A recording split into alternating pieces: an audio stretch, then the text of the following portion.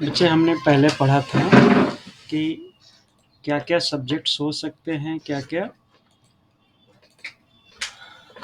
एवी हो सकती हैं और क्या क्या कम्प्लीमेंट हो सकते हैं। यानी ग्रामर का जो पहला रूल है कि हमें सेंटेंस कैसे बनाना होता है, तो पहले सब्जेक्ट लिखना होता है, फिर ऑक्सिलरी वर्ब लिखना पड़ता है और फिर हमें कम्प्लीमेंट लिखना पड़ता है ना बच्चे। तो इन तीनों को यदि हम सीक्वेंस में प्रॉपरली लिख लें तो हमारा सेंटेंस बन जाता है। यानी सब्जेक्ट प्लस एवी प्लस कम्प्लीमेंट, यही हमें तीनों चीज़ों को पहले जानना है। तो सब्जेक्ट हम सीख लिए थे कि हमारा नाउन सब्जेक्ट हो सकता है, हमारा प्रोनाउन सब्जेक्ट हो सकता है। हमने एवी भी पढ़ लिया था कि एवी जो है टू बी का फर्स्ट फॉर्म जो हमने प्रेजेंट के लिए यूज़ करना है वो इज़ एम आर है, और जो पास्ट के लिए यूज़ करना है वाज वर है, और फ्यूचर का कोई फॉर्म नहीं होता है तो फ्यूचर का जो चिन्ह होता है सेल और विल, उसके साथ हम बी जोड़ के लगा देते हैं तो हमारा फ्यूचर के लिए भी ए भी हो जाता है, और प्लस कम्प्लीमेंट। ठीक है, तो कम्प्लीमेंट भी हमने आपको बता दिया था पिछले वीडियोस में कि नाउन एज ए कम्प्लीमेंट हो सकता है। यानी कोई नाम हो तो कोई नाम भी, कोई प्लेस हो, कोई थिंग हो, कोई एनिमल हो या कोई इमेजनरी थिंग हो, तो भी हमारा सब नाउन हो सकता है। हमने आगे ये भी बता दिया था कि प्रोनाउन भी हमारा कम्प्लीमेंट हो सकता है ना। तो प्रोनाउन को देखो, हमने कुछ पहले जो सिखाया है उसमें सब आगे बढ़ के देखते हैं कि जब भी हमें कुछ नाउन लगा रहे हैं या प्रोनाउन लगा रहे हैं तो हमें ये देखना होता है कि ये सब्जेक्ट के लिए हम फाइंड आउट करने के लिए लगा रहे हैं, कम्प्लीमेंट के लिए। जैसे हमारा एक सेंटेंस होगा, मान लो कि सात्विक इज एन ऑफिसर। ठीक है, सात्विक इज एन ऑफिसर, ये एक हमारा सेंटेंस है ना। तो इसमें देखो सब्जेक्ट हमारा सात्विक हो गया, इज हमारा ये भी हो गया, और हमारा कम्प्लीमेंट नाउन हो गया यहाँ पे ऑफिसर, है ना। तो नाउन ऑफिसर हो गया, और चूंकि ये सिंगल काउंटेबल नाउन है और उसका प्रोनाउंसिएशन आ से शुरू हो रहा है, ऑफिसर, तो इसलिए हमने एन लगाना पड़ा। तो करेक्ट सेंटेंस है। क्वेश्चन भी यदि आप ऐसे पूछते हो सब्जेक्ट हटाकर सब्जेक्ट पाने के लिए कि हु, हु मतलब जब आंसर हु का आएगा तो वो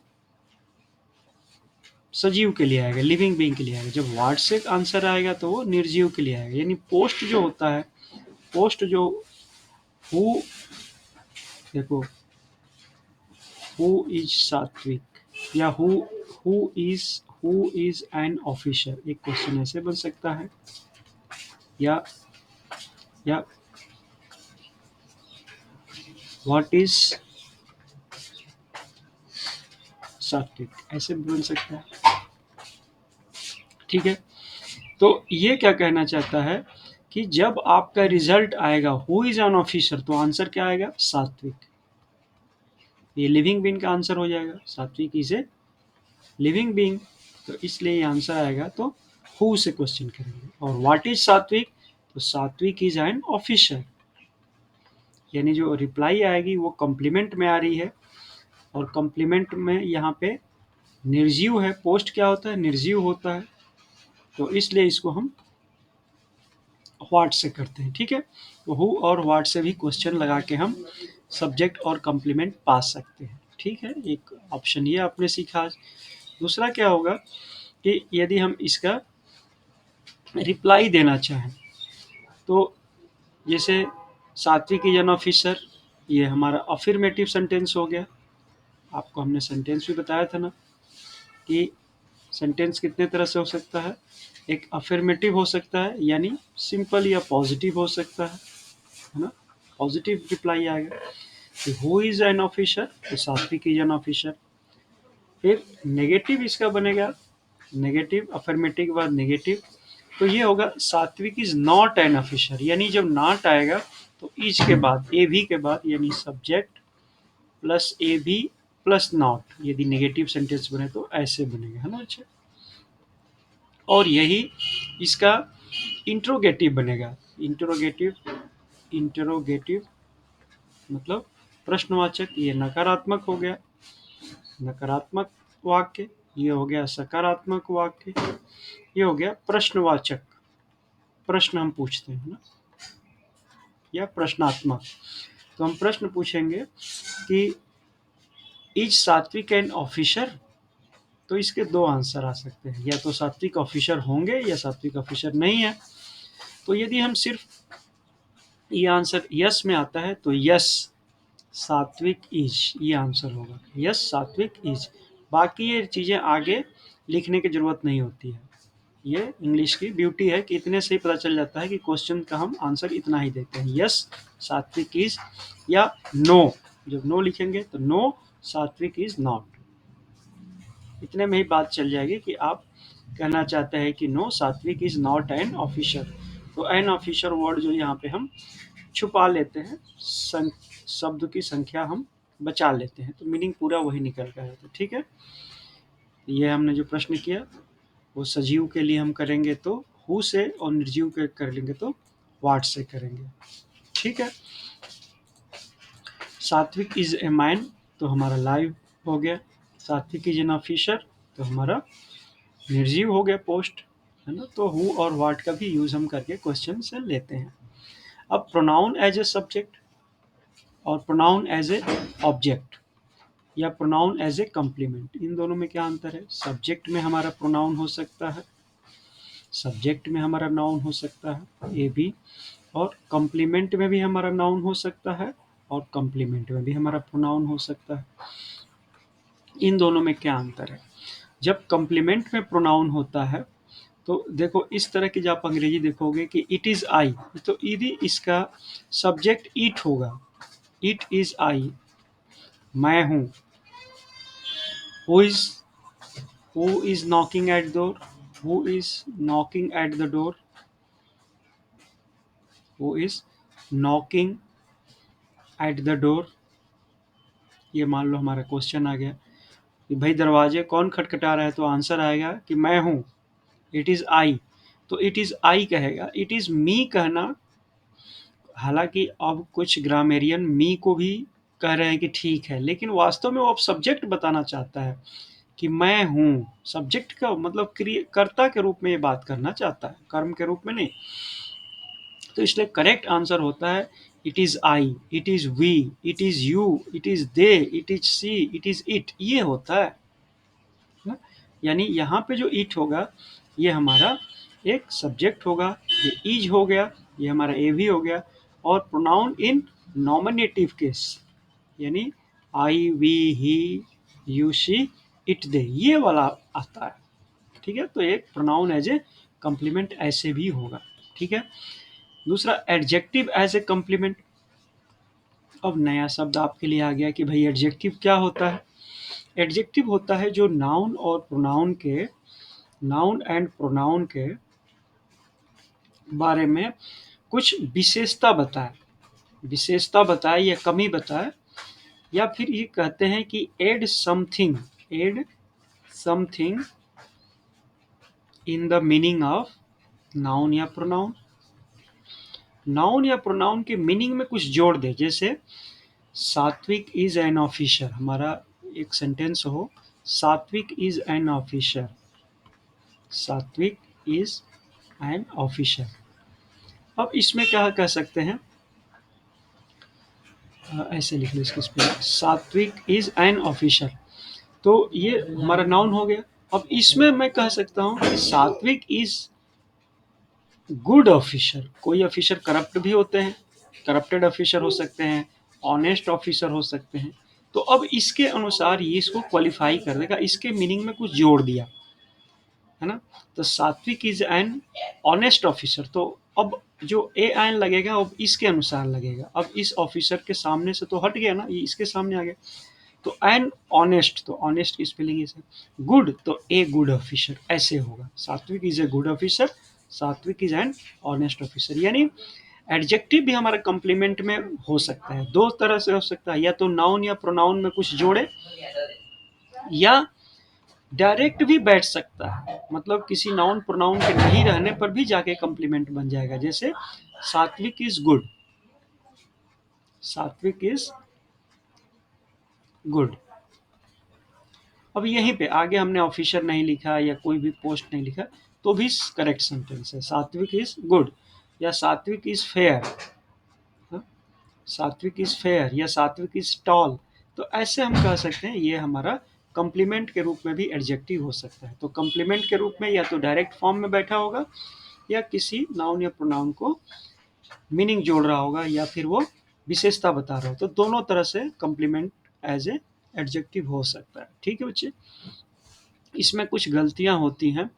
कुछ गलतियां ऐसी होती हैं कि नाउन या प्रोनाउन की विशेषता बताने वाला जो एडजेक्टिव है वो पहले से ही कंप्लीट फॉर्म में होता है। जैसे उसमें फिर और कोई चीज़ लगाना, भेरी लगा देना या कुछ कम ज़्यादा लगा देना, ये गलत माना जाता है। ये कंप्लीट होता है। जैसे सात्विक इज अ सात्विक इज अ गुड ऑफिसर। ठीक है, ठीक है बच्चे। अब मैं इसको लिख सकता हूँ सात्विक is a very good officer, ये भी करेक्ट है। या सात्विक इज ए बैड ऑफिसर या सात्विक is a very bad officer, ये भी लगा सकते हैं। तो एडजेक्टिव को हम आगे, अब हम बाद में आगे आपको पढ़ाएंगे। तो ये वेरी क्या होता है, वो एडवर्ब होता है। ये अब अभी हम नहीं बताना चाहते हैं। अभी हम बताना ये चाहते हैं कि कुछ ऐसे एडजेक्टिव होते हैं जिसके आगे और कुछ जोड़ने की जरूरत नहीं होगी, नहीं तो खराब हो जाता है खेल। जैसे डेड है, कोई मृतक है, मर गया है, तो उसको ये नहीं कहेंगे कि बहुत मर गया है या कम मर गया है। अरे मर गया तो एक ही स्टेट होता है, बहुत मरना और कम मरना नहीं होता है। रेक्टेंगुलर होता है, ऐसे रेक्टेंगुलर होता है। तो ये बहुत रेक्टेंगुलर है या कम रेक्टेंगुलर है, ये नहीं। रेक्टेंगल का मतलब ही होता है कि दो साइडें एक बराबर हो, दो साइडें एक बराबर, और कितनी लंबी चौड़ी हो इससे कोई कंसर्न नहीं है। उसी तरह स्क्वायर हो, चाहे वो 1/1 का स्क्वायर हो या 1/1 का स्क्वायर हो और चाहे 5/5 का स्क्वायर हो, स्क्वायर तो स्क्वायर ही है, स्क्वायर तो स्क्वायर ही हो। तो अब ये आप नहीं कह सकते हैं कि ये कम स्क्वायर है या ज़्यादा स्क्वायर है। ठीक है ना बच्चे, तो इसलिए ये सेंटेंस जो लोग बोल देते हैं वो गलत हो जाता है कि ही इज़ वेरी डेड या ही इज़ वेरी स्क्वायर या ही इज़ वेरी राउंड। अरे राउंड तो राउंड ही होता है, कम गोला ज़्यादा गोला थोड़े होता है। कम गोला ज़्यादा गोला तो फिर पैराबोला हो जाएगा या कुछ और कर्व हो जाएगा या हाफ सर्किल हो जाएगी। बट ये सीक्वेंस वाले, जैसे अंधा है या बहरा है, तो ये पूरा ही माना जाता है बच्चों। ठीक है, ये सेंटेंस के आगे, ये एडजेक्टिव के आगे हम वेरी वर्ड यूज़ नहीं करते हैं। ठीक है, एक और भी हो सकता है infinitive as a complement.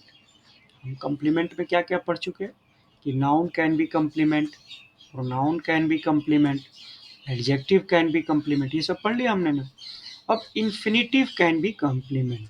Infinitive, infinitive, infinitive को मैं पहले भी आपसे जिक्र कर चुका हूँ कि first form of the verb के साथ यदि टू लगा देते हैं तो इन्फिनिटिव हो जाएगा। अब देखो, आई एम टू प्ले, मुझे खेलना है, यानी ये जो टू प्ले है ये एज ए कम्प्लीमेंट है। Am I to play, yes you are, no you are not, ये इसका क्वेश्चन का आंसर भी आ जाएगा। तो ये पूरा का पूरा हमारा नाने नी का अर्थ देगा। जैसे आई एम टू टीच, मुझे पढ़ाना है, तो अर्थ आएगा नाने नी में, नाने नी में मुझे पढ़ाना है। ठीक है, तो ये मुझे पढ़ाना है कि अंग्रेजी आई एम टू टीच होगा। तो ये आई हमारा क्या हो गया, हमारा सब्जेक्ट हो गया। ये क्या हो गया, ऑक्सिलरी वर्ब हो गया। और ये टू टीच क्या हो गया, ये हमारा कम्प्लीमेंट हो गया। तो ये इसका क्या रूप हुआ, तो आई एम टीच ऐसे कोई कह देता है ये गलत हो जाएगा, ये कोई सेंटेंस हुआ ही नहीं। या आई एम प्ले, ये कोई कहता है ये गलत होगा, क्योंकि ये डायरेक्ट वर्ब हो गया। प्ले डायरेक्ट वर्ब है, टीच डायरेक्ट वर्ब है। यदि हम टू लगा देते हैं तब वो इन्फिनिटिव बन जाता है, फिर वो कम्प्लीमेंट बनता है। Simple I am to play लिखना ये गलत हो गया। ठीक है ना अच्छे, तो ये सेंटेंस भी आप सीख गए कि इन्फिनिटिव से भी हम कम्प्लीमेंट बना सकते हैं। कुछ ऐसे पास्ट पार्टिसिपल होते हैं वो भी कम्प्लीमेंट का काम करते हैं, जैसे surprise, torn, wounded, faded, dead, pleased, displeased, injured, wild, tired. ये सारे के सारे हमारा एक कंप्लीमेंट के रूप में काम कर सकते हैं, इनको पास्ट पार्टिसिपल कह सकते हैं। जैसे ही इज टायर्ड, आपकी ही इज टायर्ड आ गया, he is tired, he is tired. अब आप बोलोगे ही हमारा सब्जेक्ट हो गया, इज हमारा ऑक्सिलरी वर्ब हो गया, और टायर्ड क्या है, पास्ट पार्टिसिपल है, और पास्ट पार्टिसिपल क्या हो सकता है, वो कॉम्प्लीमेंट हो सकता है, तो ये मेरा कॉम्प्लीमेंट है, तो एक करेक्ट सेंटेंस। जैसे प्रेसिडेंट इज प्लीज्ड, प्रेसिडेंट या द प्रेसिडेंट, बाद में इसको सिखाऊंगा, द प्रेसिडेंट इज प्लीज्ड, है ना। तो ये हमारा प्रेसिडेंट हमारा सब्जेक्ट हो गया, इज हमारा एवी हो गया, और प्लीज्ड हमारा past participle as a complement हो गया। तो ऐसे भी सेंटेंस बनता है। एडवर्ब और adverbial can be complement.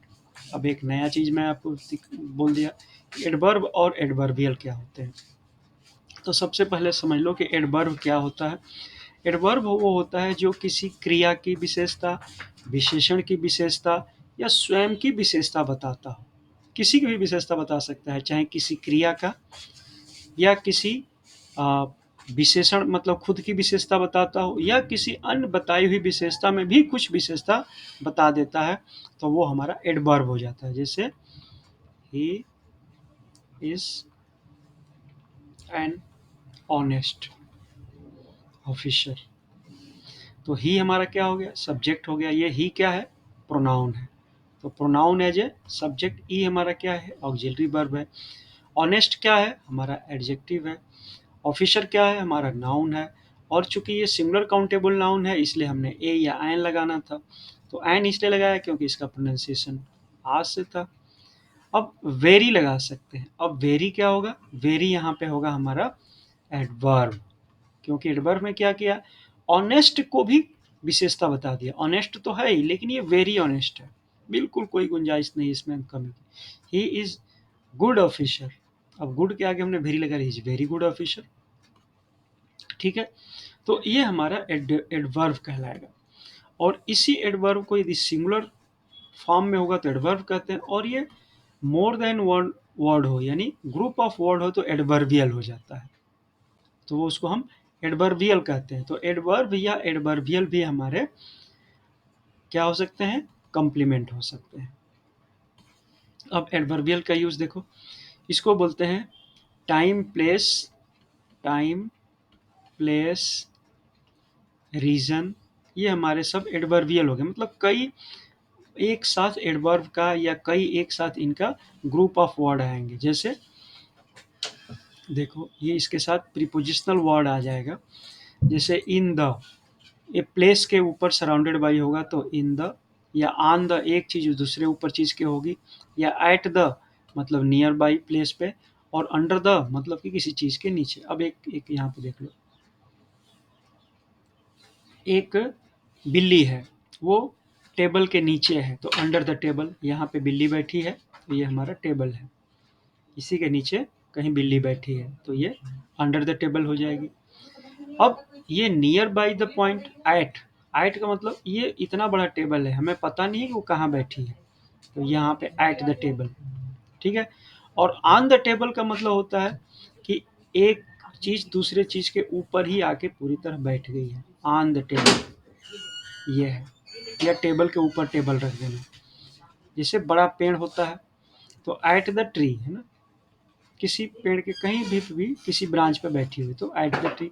On the tree का मतलब होता है कि एक स्पेसिफाइड प्लेस, एक ट्री का कोई एक हिस्सा के ऊपर कोई दूसरा ट्री का हिस्सा गिरा हुआ है, तो ऑन वहाँ पे यूज होता है, मतलब स्पेसिफाइड प्लेस में। और फिर इन द, अब इसमें इन द तो ट्री के अंदर तो इन होगा नहीं, कोई ऐसी चीज जहाँ पे इन हो सकता है, जैसे किसी डब्बे के अंदर हो सकती है, किसी बॉक्स के अंदर हो सकता है, या किसी पानी के अंदर कोई चीज बैठी हुई है, तो वहाँ पे इन द का प्रयोग करते हैं। ये सब एडवर्बियल प्लेस होंगे प्लेस के लिए। फिर टाइम के लिए, टाइम के लिए हम कहेंगे कि टुडे है, यस्टरडे है, टुमारो है, या डे आफ्टर टुमारो, या डे बिफोर यस्टरडे, ऐसे होता है। और एट यूज करते हैं एग्जैक्ट टाइम के लिए, और ऑन यूज करते हैं किसी डे के लिए, डेट के लिए, वीक के लिए, मंथ के लिए, या डिकेड के लिए, ठीक है।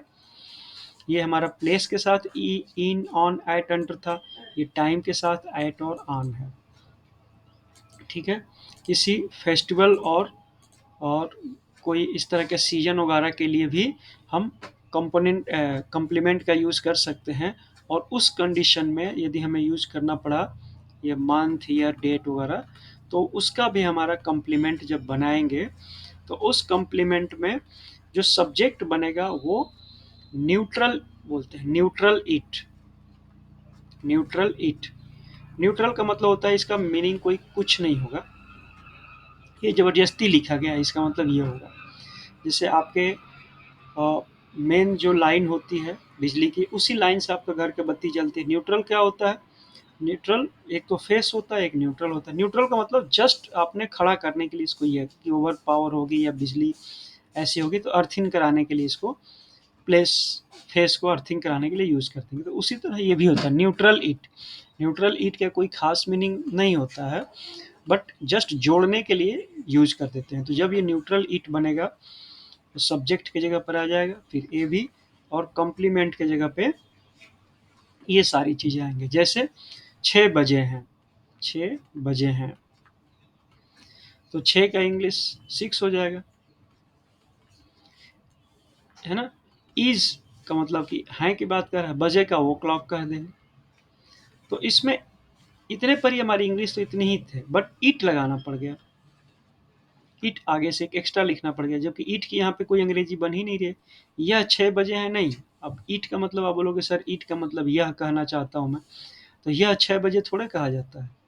बट जब भी इंग्लिश बोलेंगे तो इट इज 6 o'clock या इट इज 6 PM बोलेंगे या AM बोलेंगे। तो वो इसीलिए होता है कि जब कॉम्प्लीमेंट के रूप में ये सारी चीज़ें आने लगती हैं तो उसका सब्जेक्ट ही इज 6 o'clock नहीं कहेंगे या राजेश इज 6 o'clock नहीं कहेंगे, फिर वो इट वाले, इट वाले न्यूट्रल इट के सब्जेक्ट से शुरू होगा। ठीक है ना बच्चे? तो ये सारा एग्जाम्पल यहाँ पे दिखा है, लिखा है, आप पढ़ लो। It is 6 o'clock, it is Thursday, it is 22 November, it is yesterday, it was second week of the, तो ये सारे के सारे, it is cold, it was summer, it is 20 kilometre, it is Holi festival और it is festival of Holi. इस तरह जब लिखेंगे हम तो इंट्रोडक्टरी देयर हमारा सब्जेक्ट हो जाएगा, और कॉम्प्लीमेंट हमारा ये time, date, month, year, season, festival, ये सब सारी चीज़ें आएंगी बच्चे। ठीक है, एक और देख लो, कभी कभी चीज़ें आप लोग यूज़ करते हो बट उसका करेक्ट यूज़ क्या होता है। जैसे हम एग्जाम्पल एक लेते हैं घड़ी देखने का, ये टाइम बताने का। मान लो 6 बजे हुआ है तो बोलेंगे इट इज 6 o'clock, मतलब जब बिल्कुल परफेक्ट टाइम हो, परफेक्ट टाइम यानी 6 बज गया, 7 बज गया, 8 बज गया, तो इस समय को ओ क्लॉक कहा जाता है। ओ क्लॉक, ये नहीं कि 5:30 o'clock कह दो, नहीं, बीच वाले टाइम को ओ क्लॉक नहीं कहेंगे। 5 बजे हैं तब 5 o'clock, 6 बजे हैं तो 6 o'clock, बीच में 5:20 हुआ है तो 5:20 o'clock नहीं कहेंगे। ठीक है ना? वो क्लॉक सिर्फ होगा एक फिक्स्ड आवर के लिए। आवर के बीच में मिनट्स हों या कुछ इस तरह की चीज़ें हों तो उसको हम डिफरेंट डिफरेंट तरह से यूज करते हैं। यदि 5-5 मिनट पे हमारा होता है ना, घड़ी की जैसे हम बनाते हैं तो ये 12 हिस्सों में बना देते हैं ना, ऐसे करके बनाते हैं ना। तो ये हमारा जब बनता है तो यहाँ पे आता है एक, फिर ये ठीक से घड़ी नहीं बनी आपकी, 1 2, नहीं अभी भी ठीक से नहीं बनी, 1 2 3 ऐसे बनता है ना, 4 5 6 ऐसे बनता है, 7 8 9 ऐसे बनता है, 10 11 और यहाँ पे आपके 12 आके बनता है। यानी 5-5 मिनट का आपका ये पोजीशन होता है मिनट वाले के लिए, है ना। और यही चीज़ घंटे घंटे के लिए होता है। तो मिनट वाले के लिए यानी 5 और 5 के मल्टीपल यानी 5 हो गया, 10 मिनट, 15 मिनट, ऐसे भी होते हैं। तो ये सब जो मिनट लगते हैं इसको 5 और 5 के मल्टीप्लाई होंगे, इनके साथ मिनट वर्ड नहीं लिखेंगे। जैसे देखो यहाँ पे मैं सिखा रहा हूँ आपको, 6:01 हुआ है तो इसको कैसे बोलेंगे, इट इज 6:01 या इट इज 1 minute past 6, ऐसे करेक्ट इंग्लिश होगी। 2 हुआ है तो it is 2 minutes past 6, 3 minute हुआ है तो it is 3 minutes past, it is 4 minute past। लेकिन 5 मिनट हो गया है तो अब देखो यहाँ पे हमने मिनट वर्ड नहीं लिखा है, मिनट वर्ड हटा दिया है ना। देखो तो 5 या 10, देखो यहाँ 10 मिनट हुआ है तो 10 को भी मिनट नहीं लिखा है, 9 को मिनट लिखा है। तो ये भी करेक्ट इंग्लिश मानी जाती है कि जब 5 और 5 के मल्टीपल के साथ आपको होता है समय तो मिनट नहीं लिखते हैं, बाकी के साथ मिनट लिखेंगे। अब इसी तरह मान लो 15 मिनट हो गया, तो 15 मिनट को हम देखो क्वार्टर पास्ट बोलते हैं, क्वार्टर क्वार्टर पास्ट, है ना, कि मतलब 15 मिनट हो गया है, 6:15 को हम लिखेंगे इट इज 6:15, या इट इज 15 past 6, या इट इज क्वार्टर पास्ट 6, ऐसे तीन इसके होंगे करेक्ट इंग्लिश। इसी तरह 6:30 हुआ है तो इट इज 30 past 6, या इट इज हाफ पास्ट 6, मतलब ये हो गया एक क्वार्टर और ये हो गया हाफ, तो हाफ पास्ट हो चुका है, आधा बीत चुका है, मतलब 30 मिनट हो चुके हैं, तो ऐसे करेक्ट इंग्लिश होगी। या फिर 6:45 होगा, तो अब हम इसको ना 6:45 का मतलब कि घड़ी यहाँ पर आने वाली है मिनट वाली, तो अब ये 7 के बराबर में आने वाली है, 6 यहाँ बजा था, 7 की तरफ घड़ी के नज़दीकी बढ़ने वाली है, तो हम इसको क्वार्टर टू मतलब 15 मिनट कम है 7 बजने में, ये भी कह सकते हैं, या इट इज 6:45 भी कह सकते हैं। ठीक है, तो क्वार्टर टू और क्वार्टर पास्ट का मतलब समझ लो। क्वार्टर पास्ट जब कह रहे हैं तो जस्ट 6 के ही साथ लगा रहे हैं, और क्वार्टर टू कह रहे हैं तो 7 के साथ लगा रहे हैं, 7 के साथ लगा रहे हैं, मतलब वो सिर्फ 15 मिनट कम है, तो 7 बजने में 15 मिनट कम है, और ये 6:15 हुए हैं, तो पास्ट क्वार्टर पास्ट यहाँ पे क्वार्टर टू जी, ठीक।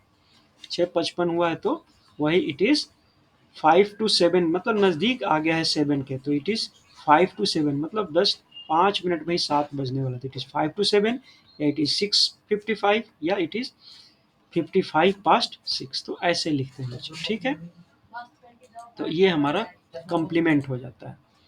और एक आपको और चीज़ यहाँ पे सिखा देता हूँ कि introductory there can be subject, आपका सब्जेक्ट जो है वो इंट्रोडक्टरी देयर हो सकता है, जैसे ईट सब्जेक्ट हो सकता है, उसी तरह एक देयर भी हो सकता है, और देयर को इंट्रोडक्टरी कहते हैं, या डम्मी भी कह सकते हैं, डम्मी को ईट डम्मी, डम्मी ईट, और इंट्रोडक्टरी देयर, मतलब आगे कोई कुछ खास मीनिंग इसका नहीं निकलने वाला है, लेकिन लिख क्यों देते हैं कि सेंटेंस को ठीक से पूरा करने के लिए। तो ये किस सिचुएशन में इंट्रोडक्टरी देयर का यूज करते हैं, जब कर्ता क्रिया के पास हो, जब वाक्य में मैं पै पर हो, मैं पर हो, है ना, लिखा हो, जैसे कक्षा में 5 लड़के हैं, कर्ता क्रिया के पास है, देखो एग्जाम्पल, कर्ता क्रिया के पास है, यानी ये कर्ता लड़के हो गए, और हैं इसकी क्रिया हो गई, कक्षा में 4 लड़के हैं, कक्षा में 4 लड़के हैं, लड़के का मतलब होता है कर्ता,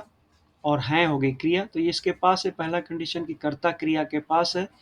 दूसरा, में पर वाला भी वर्ड है, तो ये दोनों ही कंडीशन पूरा करता है, यानी यहाँ पे हमारा इंट्रोडक्टरी देयर का प्रयोग करना चाहिए, और इस देयर का कोई मीनिंग नहीं होता है, और ये देयर का जो वर्ब होगा, इज या एम या आर लिखेंगे, वो इसके साथ लिखेंगे कि ये लोग सिंगुलर है कि प्लूरल है, इसके साथ वर्ब का एग्रीमेंट होगा, इस देयर के साथ नहीं होगा। देयर इज भी हो जाएगा, देयर इज अ बॉय, और देयर आर 4 बॉयज, ऐसे भी हो जाएगा। तो ये इंट्रोडक्टरी होता है, जस्ट दिखाने के लिए होता है, बट इसका कॉम्बिनेशन इसके साथ वर्ब का नहीं होता है, इसके साथ वर्ब का कॉम्बिनेशन होता है ना, यानी S S S singular singular singular जो हमने सीखा था, यहाँ पे आके अपवाद हो जाता है कि ये इधर के साथ होगा, ठीक है। इसी तरह पुअर, रिच, ग्रीडी, ये इसमें पीपल छुपा होता है, इसलिए नॉर्मली इसको हम ये यहाँ तक हो गया। फिर इसके बाद से हमारे कुछ एडजेक्टिव ऐसे होते हैं जिसमें पीपल छिपा होता है, मतलब पुअर पीपल, तो सिर्फ हम पुअर कह देने से पता चल जाता है कि वो बहुत ज़्यादा पुअर के बारे में बात होती है, तो यहाँ पे भी हम ऐसे एडजेक्टिव का यूज कर लेते हैं बच्चे, ठीक है। तो लिखेंगे the poor are in the village. अब पुअर को आप बोलेगा कि सर ये पुअर सिंगुलर है, नहीं है बच्चे, द पुअर का मतलब ये होता है कि पूरा ग्रुप, इसमें पीपल छुपा हुआ है, यानी ज़्यादा लोग छुपे हैं, इसलिए हम इसको प्लूरल प्रयोग करते हैं, ठीक है। तो आज हम यहीं तक पढ़ते हैं, फिर आगे हम फिर से कुछ सब्जेक्ट के बारे में पढ़ेंगे। अभी तक हमने जो पूरे पढ़े हैं सब्जेक्ट, एवी और कम्प्लीमेंट, इसमें हमने पूरा पढ़ लिया कि noun can be complement, noun can be subject, pronoun can be subject, introductory there can be subject, या फिर dummy it can be subject. फिर इसमें हमने is, am, are, was, were, will be, shall be पढ़ लिया, और complement में noun, pronoun, adjective, और उसके साथ हम कुछ एडवर्बियल यूज का भी हमने पढ़ लिया, ठीक है बच्चे। अब हम आगे फिर से एक नया इसमें ऐड करेंगे कि और क्या-क्या सब्जेक्ट हो सकते हैं, ठीक है? तो आज तक यही हम पढ़ लेते हैं, बाकी हम फिर नेक्स्ट वीडियो में आपको फिर से पढ़ाएँगे। आप कमेंट ज़रूर करो बच्चे, आप कमेंट नहीं करोगे तो क्लास कैसे चलेगी? मुझे पता ही नहीं चल रहा है कितने बच्चे पढ़ रहे हैं, कितने नहीं पढ़ रहे हैं। तो 7009926055 ये हमारा व्हाट्सएप नंबर है। इस पे आप अपना मैसेज या अपनी बातें लिख सकते हो, या हमारा जो वीडियो देख रहे हो यूट्यूब चैनल पे, तो वहाँ पे भी कमेंट बॉक्स होता है, वहाँ पे कमेंट करो, उसको आप शेयर करो लोगों को, आप उसको लाइक करो, ताकि जब तक पॉपुलैरिटी बढ़ेगी तभी तो हम क्लास को चलाएँगे बच्चे। यदि कम बच्चे ही देखेंगे, अभी बहुत कम बच्चे देख रहे हैं, तो हम भी कम बच्चों के लिए क्लास तो चलाना ठीक नहीं है ना। तो जितनी इसकी पॉपुलैरिटी बढ़ेगी, यदि आपको फ़ायदा हो रहा है तो पॉपुलैरिटी बढ़ाओ, क्योंकि फ्री की चीज़ है, आप भी लोगों को बाँटोगे तो क्लास का स्ट्रेंथ बढ़ेगा, तो फिर हम अपना क्लास की